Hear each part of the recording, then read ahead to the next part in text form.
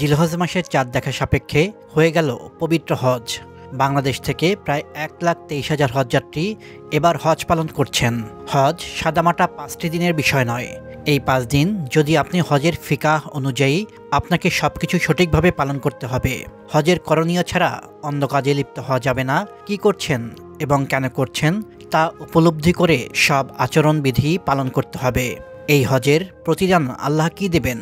আবু হুরায়রা রাদিয়াল্লাহু আনহু থেকে বর্ণিত, রাসূলুল্লাহ সাল্লাল্লাহু আলাইহি ওয়াসাল্লাম বলেছেন, এক উমরা হজ থেকে অন্য উমরা হজ পর্যন্ত মধ্যবর্তী সব গুনাহকে মুছে দেয়।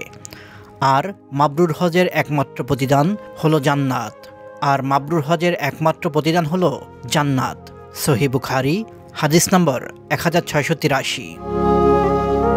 বুখারী শরীফের বর্ণনায় আছে, হযরত আয়েশা রাহমাতুল্লাহ আলাইহা বলেন যে, হে আল্লাহর রাসূল, আমরা দেখছি জিহাদ সর্বোত্তম আমল, আমরাও জিহাদে যেতে চাই।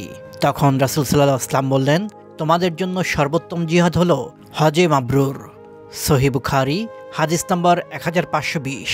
মহানবী সাল্লাল্লাহু আলাইহি ওয়াসাল্লামের সাহাবী আমর ইবনুল আস রাহমাতুল্লাহ আলাইহি একবার শয্যাশায়ী। তার ছেলে বলল, আপনি একজন মুমিন, রাসূল সাল্লাল্লাহু আলাইহি ওয়াসাল্লাম আপনাকে সুসংবাদ দিয়েছেন, সেখানে আপনি মৃত্যুর আগে এভাবে কান্নাকাটি করছেন কেন? তিনি দেয়ালের দিকে মুখ করে শুয়েছিলেন। ছেলের দিকে মুখ ফিরিয়ে তিনি বললেন, আমি নিজেকে 3টি অবস্থায় পেয়েছি। এমন একটি সময় ছিল যখন আমি আল্লাহ রাসূল সাল্লাল্লাহু আলাইহি ওয়াসাল্লাম ছাড়া আর কারো প্রতি রাগান্বিত বা ক্রোধান্বিত ছিলাম না। তার উপর ক্ষমতাশীল হয়ে তাকে শেষ করে ফেলার সুতীব্র ইচ্ছা চেপে বসেছিল। সেটি আমি সবচেয়ে বেশি করে চাইতাম। ঘুমে জাগরণে আমি সব সময় শুধু এই ভাবতাম।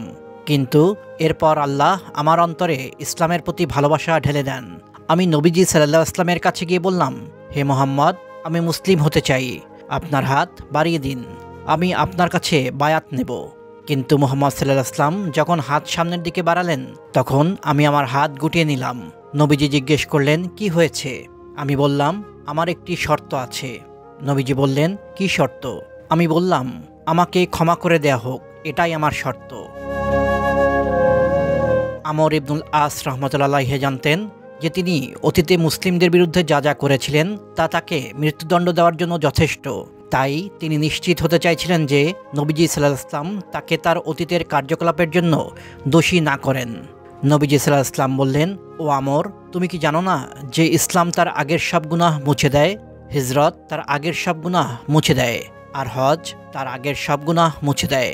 হাদিসে আছে, হজ ও উমরা পালনকারীরা আল্লাহর মেহমান, তারা দোয়া করলে তা কবুল হয়, গুনাহ থেকে মাপ চাইলে তা মাফ করে দেয়া হয়।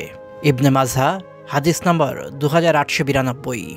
আপনার হজযাত্রা আল্লাহ কবুল করুন, আমিন।